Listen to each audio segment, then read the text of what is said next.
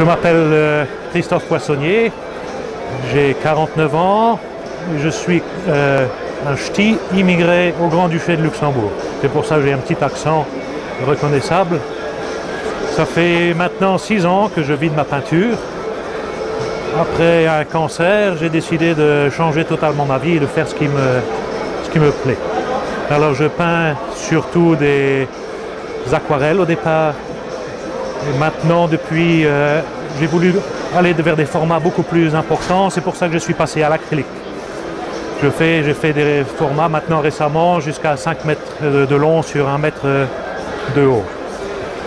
Je fais également de la gravure sur zinc ou sur plexi. Une autre corde à mon arc, ce sont les dessins humoristiques. On m'a demandé d'illustrer des articles dans la revue luxembourgeoise des chasseurs et je me suis pris au jeu et j'ai commencé avec les dessins humoristiques où je viens de sortir. J'ai travaillé pendant 20 ans dans une imprimerie et j'ai gardé l'amour du livre. Je vous présente maintenant ici, c'est mon dernier livre que je viens de sortir avec les recueils humoristiques, mais j'ai fait précédemment 3 autres livres dont 2 sont déjà épuisés. J'ai la chance de vivre dans une maison au milieu de la forêt. Et en fait, les paysages que vous voyez dans les acryliques et les aquarelles, ce sont ce que je vois tous les jours de ma fenêtre. J'ai beaucoup exposé au Luxembourg, en Belgique, un petit peu en Allemagne. Et maintenant, je retourne dans mon pays d'origine, la France. Je fais partie de l'association Artemis qui m'a permis d'avoir beaucoup de relations maintenant ici au niveau français et ce qui m'a permis ici de venir au salon de Rambouillet. Voilà, très souvent le matin quand je commence un tableau, je ne sais pas vraiment ce que je vais faire. Je commence avec un ciel, je viens planter des arbres dans le décor, des herbes et puis le décor se crée et je joue un peu avec le hasard et avec mon expérience. J'arrive à fabriquer le tableau à partir de souvenirs que j'ai vécus. Je préfère donner une très grande place à l'ambiance plutôt que des gros plans sur l'animal. Pour moi, l'animal fait partie intégrante du décor.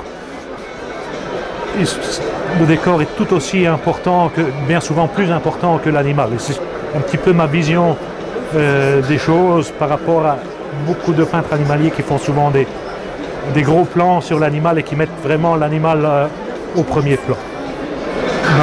Quand je travaille, je commence quelquefois plusieurs toiles à la fois, des grandes feuilles de papier.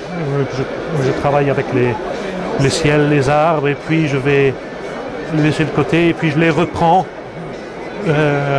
en essayant d'imaginer dans toutes les taches de couleurs ce que j'ai fait, ce qui pourrait sortir comme paysage et quel animal serait bien intégré dans ce paysage.